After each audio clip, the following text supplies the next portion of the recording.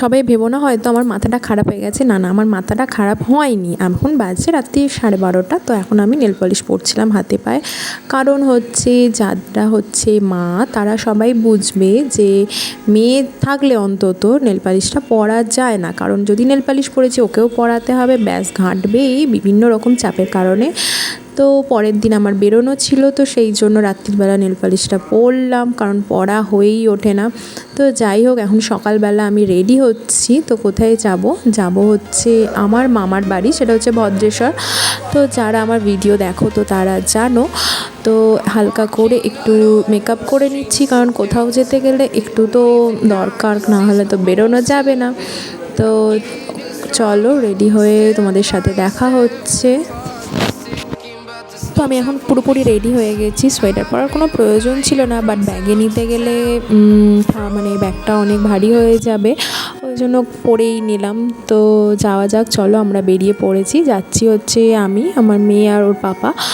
তো আমরা এখন রাস্তায় আছি। রাস্তায় যেতে যেতে একটা কথা খুব মনে পড়ে যে এখন যাচ্ছি হচ্ছে আমার হাজব্যান্ডের সাথে, তো আগে যেতাম হচ্ছে আমার বাপির সাথে। তো তখনও বাইকেই যেতাম, এই রাস্তা দিয়েই যেতাম। অনেকগুলো রাস্তা আছে ভদ্রেশ্বর যাওয়ার আমাদের সিঙ্গুর থেকে।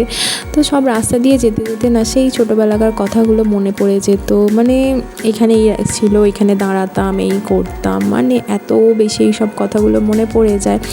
তো সবারই নিশ্চয়ই প্রত্যেকেরই মনে পড়ে এরকম। তো এখন দিনগুলো পুরো পাল্টে গেছে।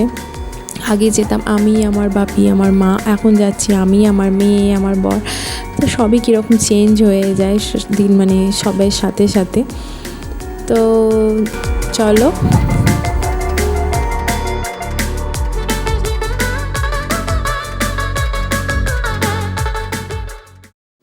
তো ফার্স্টে গিয়ে ঢুকে পড়েছিলাম, ভিডিও করতে ভুলে গেছি, তারপরে আবার মনে পড়ছে ভিডিও করতে ভুলে গেছি, তো আবার ভিডিও করতে বেরিয়েছি। এই যে আমার বর দাঁড়িয়ে আছে, ওখানে আমার মামি রান্না করছে, ইভেন মিষ্টিও খেতে দেওয়া হয়ে গেছে। তো পৌঁছে গেছি। তো টাটা বাই বাই, আবার দেখা হবে নেক্সট ভিডিওতে।